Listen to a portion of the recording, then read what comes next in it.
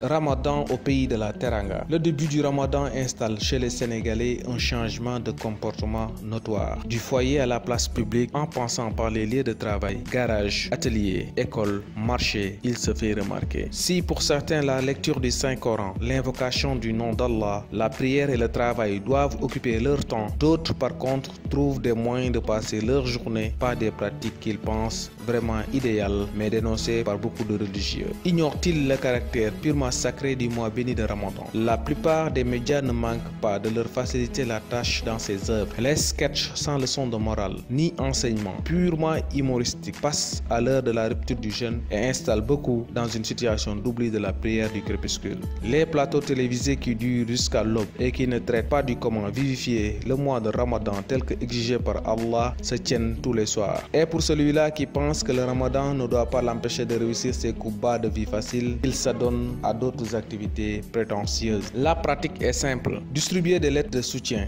à des directeurs, des députés, ministres, lutteurs, stars de la musique ou de la danse. La liste est longue, une manière de collecter beaucoup d'argent pour des séances de distribution de ndogu. Sous l'œil des caméras d'une certaine presse complice, au coin de la rue de quartier, on distribue des plats et remercie tous ceux qui ont contribué. Une pratique récurrente en plein mois de pénitence. Et à quelques jours de la fin de ce dernier, dans ces mêmes occasions, on en profite pour faire la publicité de galas de lutte ou de soirées dansantes le jour même de la Korité. Profiter d'actes nobles aux yeux de tous pour faire passer son coup. Quelle hypocrisie! Finalement, l'entreprise de profiter du Ramadan dans tous les contextes pour rien en tirer spirituellement est un moyen d'accompagner ceux-là qui par contre en font une occasion de se rapprocher de leur Seigneur. Quel enseignement l'enfant va-t-il tirer de ces pratiques qu'il constate comme le commun des Sénégalais? Ne va pas-il considérer que le mois de Ramadan rime avec ces pratiques? La religion et ses piliers sont sacrés et ne doivent être nullement des sujets de divertissement qui alimentent le programme de certains médiums de communication. Et pourtant, on n'en parle pas dans un pays qui se dit musulman. L'heure est grave.